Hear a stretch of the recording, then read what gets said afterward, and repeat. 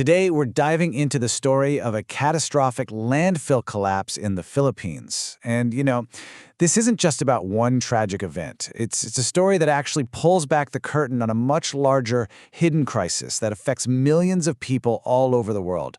And it all starts with a single, really harrowing number.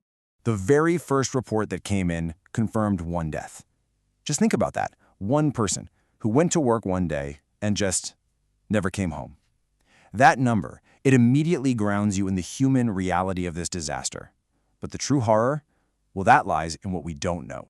Because one death is already a tragedy, but officials fear dozens more were completely unaccounted for, buried under a literal mountain of garbage. This single question just hung in the air as a desperate search and rescue mission kicked into gear. So what was just a normal workday suddenly became this frantic struggle for survival. Rescue teams rushed to the scene, but what they found was an environment so dangerous, so unstable, that the rescue itself was a life-threatening operation from the get-go. I mean, the rescuers were facing an almost impossible situation. They weren't just digging through trash, they were navigating this shifting, unstable ground with the constant threat of another collapse hanging over their heads. You've got toxic methane gas leaking out, making it hard to even breathe. And the sheer scale of the refuse, it just made the search for survivors so painstakingly slow and incredibly dangerous.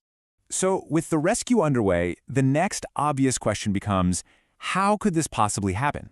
Let's shift gears from the what to the why. We're going to treat this almost like a forensic investigation, to really understand the forces that turned a simple landfill into a deadly landslide. Okay, so experts point to this deadly combination of three critical factors. You can think of it as a perfect storm brewing deep inside the waste itself. We've got water, we've got weight, and we've got gas. Let's break down each one.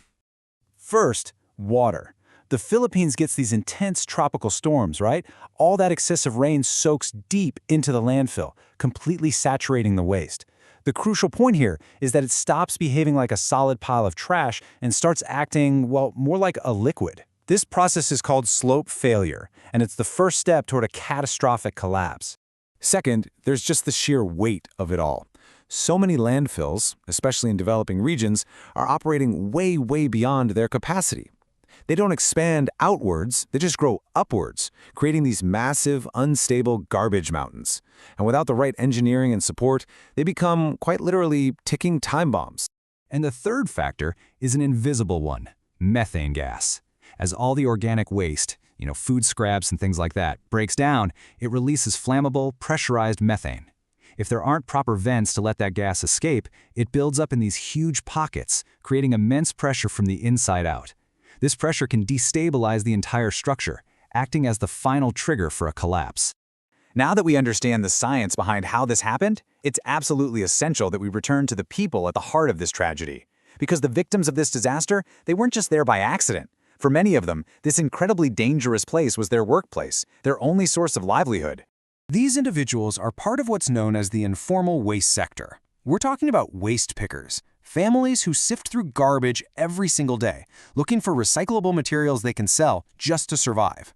They are the most vulnerable people working in the most hazardous conditions you can imagine with absolutely no protection.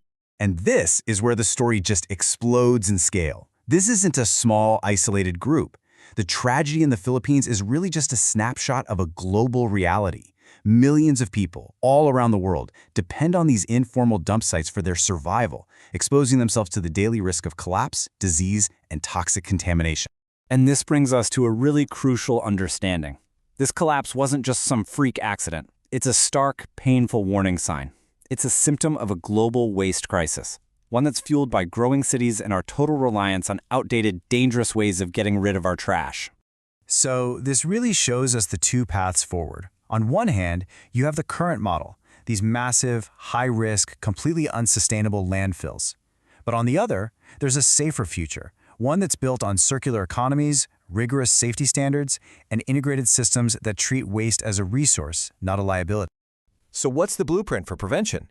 Well, the solutions are out there. First, better engineering is just non-negotiable. That means installing liners to prevent contamination and methane vents to release pressure safely. Second, enforcing strict limits on the height and slope of these garbage mountains. And third, and this is the most important step of all, we have to transition away from landfills altogether by prioritizing recycling and compost. So why does this matter to you? no matter where you're watching from, because awareness is the first step toward prevention. Understanding the risks and the solutions empowers us to demand better. You can support organizations that help protect waste pickers and advocate for safer, more sustainable waste policies right in your own community.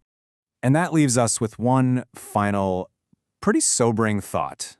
We all produce trash, right? And it all has to go somewhere. After seeing what can happen when things go terribly wrong, the question for all of us is this: are we absolutely sure that where our waste ends up is stable, safe, and secure?